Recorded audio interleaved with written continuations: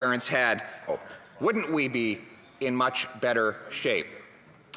But here we are today with a Prime Minister that not only effortlessly and carelessly spends our money, he tells us that money is not even a real thing anymore. Yesterday, in his bizarre address to the nation, he told us that spending more actually costs less. I'm not joking. You can look it up. That's what he actually said. Spending more money costs less. You know, it's clearly things now mean the opposite of what they say. This is not 1947. This is 1984. And we have a government engaged in doublespeak about the meaning of money. Now, they tell us that we can afford all of this debt because interest rates are low. And they're right, interest rates are incredibly low, stoked by the fact that central banks are producing an unprecedented amount of fake money through keystrokes at their bureaus. But those rates are not going to be low forever.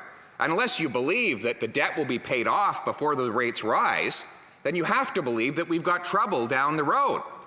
This government is not planning to pay back the debt ever. In fact, its own projections suggest that the debt will grow every year forever. And so, are they really expecting us to believe that never in the future will we return to normal levels of interest rates? Let me put it into perspective.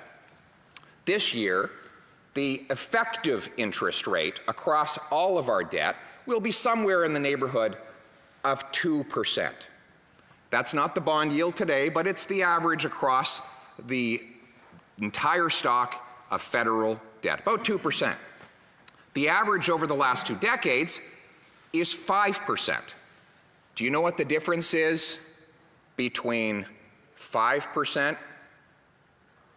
and 2%? Someone said 3. They'll almost be right. 5% is more than double 2%. It is an increase of over 100%. In fact, Mr. Speaker, it is a massive increase and a massive change in our budget picture.